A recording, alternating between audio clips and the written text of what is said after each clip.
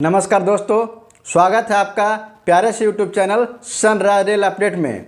साथियों, क्या आपका HRMS ट्रांसफ़र हो चुका है और अब आप नए जगह पे पोस्टिंग करने के लिए तैयार हो चुके हैं? तो साथियों, ये वीडियो आपके लिए बहुत ही महत्वपूर्ण होने वाला है, क्योंकि साथियों इस वीडियो में मैं बताऊंगा कि जो ट्रांसफ़र और रिलीविंग के समय क्या क्या बातों को ध्यान में रखा जाना चाहिए। क्योंकि साथियों बहुत सारे एम्प्लॉय के मन में यही रहता है कि ऑर्डर ड्राफ्टेड हो गया, रिलीविंग लेटर जारी हो गया, अब उसके बाद उनका जो काम है वो ख़त्म हो गया है। लेकिन साथियों मैं आपको बताना चाहता हूं कि जो आपका काम है वो अब से ही शुरू होता है, अब भी काम आपका ख़त्म नहीं हुआ है। क्योंकि साथियों जब आपका रिलीविंग लेटर और ट्रांसफ़र होने के बाद नए स्टेशन या नए डिवीज़न में ज्वाइन करने के लिए जाते हैं, तो साथियों कुछ ऐसी गलतियां हैं जिसको अभी नज़रअंदाज करते हैं तो बाद में चल के आपको बहुत बड़ा समस्या का सामना करना पड़ सकता है। इसके लिए साथियों ये मैं आज के 5 महत्वपूर्ण छोटे छोटे बिंदु के ऊपर बात करेंगे, जिसको अगर आप अपनाते हैं तो भविष्य में किसी प्रकार के दिक्कत नहीं होगा। लेकिन अगर उसको नज़रअंदाज करते हैं तो साथियों बाद में परेशानी का सामना करना पड़ सकता है। तो साथियों वीडियो को शुरू से अंत तक जरूर देखेंगे और एक एक पॉइंट को बिल्कुल ध्यान से समझें, क्योंकि साथियों एक एक पॉइंट है वो बहुत ही महत्वपूर्ण है। तो साथियों ये जो 5 चीज़ें हैं उस पर आपको ध्यान देना है, उसके ऊपर मैं बात करता हूँ। तो सबसे पहले नंबर की बात करता हूँ। सबसे पहले साथियों कि अपनी ट्रांसफ़र ऑर्डर को ध्यान से चेक करें। देखिए साथियों होता क्या है कि बहुत सारे कर्मचारी को ऑर्डर मिलते के साथ, लेटर मिलते के साथ वो अपने जो लेटर है उस पर कोई ध्यान नहीं देते हैं और वो बस सिर्फ चल देते हैं नए जगह ज्वाइनिंग करने के लिए। तो साथियों ये गलती आप ना दोहराएं। इसके लिए साथियों आपको करना क्या होगा कि जो भी आपका ऑर्डर निकला है उसमें आप चेक करें। जैसे आप अपना नाम चेक करें, PF चेक करें, जिस प्रकार का आपका ट्रांसफ़र हुआ है, जैसे मान लीजिए कि ऑन रिक्वेस्ट ट्रांसफ़र हुआ है, कि HRMS हुआ है, क्या स्पाउस ग्राउंड ट्रांसफ़र हुआ है, ये जो भी है वो टाइप देखें कि किस प्रकार का है। अपना डिजिग्नेशन चेक कर लें कि डिजिग्नेशन मेरा सही है कि नहीं, डिपार्टमेंट मेरा सही है कि नहीं। साथियों ये सभी जो मैं जाने वाला हूं उसमें जो भी डाटा है वो सही है कि नहीं। साथियों अगर इसमें किसी प्रकार के आपको दिक्कत लगे, समस्या है, तो तुरंत अपने संबंधित अधिकारी से मिलें और उनको सुधार करवाएं ताकि भविष्य में किसी प्रकार का दिक्कत ना हो। अब चलिए मैं बात करता हूं अगले दूसरे नंबर पॉइंट की ओर। दूसरा साथियों रिलीविंग से पहले अपने डॉक्यूमेंट्स रिकॉर्ड की चेक करें।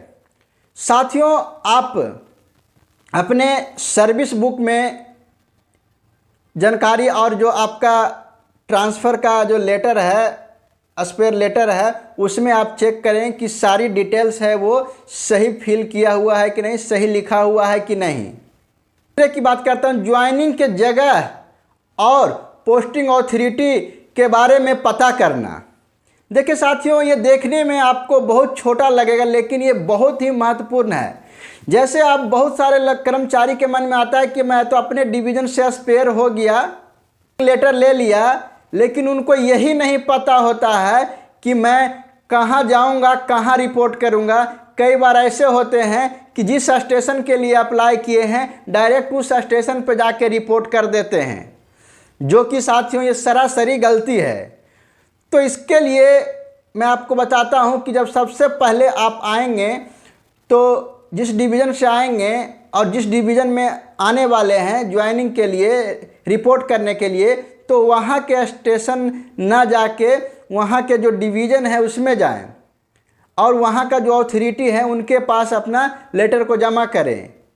तो साथियों इसके लिए मैं आपको बताना चाहता हूं कि इसकी पूरी जानकारी कर लेना चाहिए, क्योंकि साथियों जैसे ही आप यात्रा शुरू करते हैं तो संभवतः कोशिश करें कि पहले से ही जिस डिवीज़न से रिलीव हो रहे हैं उसके बारे में अपने जो डीसी महोदय हैं उनसे ही पता कर लें कि सर मुझे कौन सा जगह पे रिपोर्ट करना है, किनको देना है, और अन्यथा और अर्थात ये भी पता कर लें कि किस समय रिपोर्ट करना है, कहीं संडे सैटरडे तो नहीं पड़ रहा है। इस बात का भी ध्यान देना चाहती हूँ, क्योंकि डिवीज़न है, आपको सैटरडे संडे क्लोज रहता है, तो वहाँ पे फिर जाएंगे तो आपको कोई जमा करने वाला जो ऑर्डर है वो लेने वाले नहीं रहेंगे, तो आपको परेशानी का सामना करना पड़ सकता है। तो साथियों इन बातों का बहुत ध्यान देना जरूरी है। चौथा पॉइंट है साथियों, ज्वाइनिंग के बाद HRMS को एक बार ज़रूर चेक करें।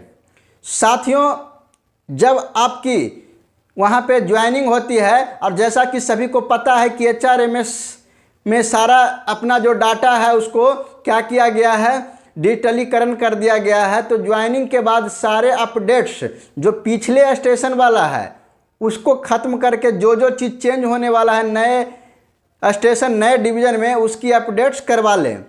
हालांकि साथियों ये जो प्रक्रिया है HRMS में जो आपका डिटेल्स अपडेट होने का, तो कोई ज़रूरी नहीं है कि जिस समय ज्वाइन कर उसी समय होना चाहिए। ये बाद में भी आपको धीरे धीरे प्रोसेस के ज़रिए ठीक कर दिया जाएगा, और या चाहे तो करवा लेना है। इसके लिए घबराएं नहीं कि मुझे ज्वाइनिंग के साथ ही सारा अपडेट्स हो जाना चाहिए। ये बात को आपको बिल्कुल ध्यान देना जरूरी है। तो अगर लेट भी होता है तो इसको इग्नोर करें, लेकिन हाँ बाद में इसको ठीक जरूर करवा लें। और साथियों जो लास्ट है 5वां, वो बहुत ही महत्वपूर्ण पॉइंट है। इसके बाद सभी डॉक्यूमेंट्स और दस्तावेज को सुरक्षित रखें। साथियों कई बार होता है कि रेलवे कर्मचारी ज्वाइन करने के बाद सोचते हैं कि ये सभी लेटर जो आपका स्पेयर लेटर, NOC का लेटर, जो सारे चीज़ हैं उसका अब हमारे को क्या ज़रूरत है। लेकिन साथियों मैं आपको बताना चाहता हूँ कि वो बहुत ज़रूरी है, क्योंकि साथियों बाद में किसी प्रकार के आपके जॉब में परेशानी आती है, आपके डिटेल्स में किसी तरह की परेशानी आती है, तो वही जो पुराने डॉक्यूमेंट्स हैं वो आपको काम आएंगे। उसके द्वारा जो भी डिसीजन है या करेक्शन है उसको किया जा सकता है। तो साथियों कोशिश करें कि इसके लिए अलग से फोल्डर बना के अलग से फाइल में सभी डॉक्यूमेंट्स को सुरक्षित रखें, क्योंकि साथियों लंबे समय तक चलने वाला है, तो इसको सुरक्षित रखें। और अगर डिजिटलीकरण का माध्यम है, डिजिटल से रूप में आपको वो डाटा मिला हुआ है, तो उसका जो अपने फ़ोन या पेन ड्राइव या कंप्यूटर जो भी इस्तेमाल करते हैं उसमें बैकअप के लिए एक अलग फोल्डर बना के उसको सुरक्षित कर लें। तो ये साथियों जो 5 जानकारी था वो आपको मैं बता दिया हूँ। अगर इन बातों का आप विशेष ध्यान करते हैं तो भविष्य में किसी प्रकार के आपके साथ दिक्कत नहीं होगा। तो साथियों आप मुझे ये बताएं लास्ट में कि आपका ट्रांसफ़र का जो प्रोसेस है वो कहाँ है, या चाहे तो आपकी जो रिलीविंग ऑर्डर जारी हो चुकी है, या आप दूसरे स्टेशन या दूसरे डिवीज़न के लिए ट्रांसफ़र हो चुके हैं या नहीं हो चुके हैं। आप कमेंट बॉक्स में एक प्यारा सा कमेंट्स कीजिएगा, ताकि मैं ये जान सकूं कि आपकी प्रोसेस किस स्टेज पे है।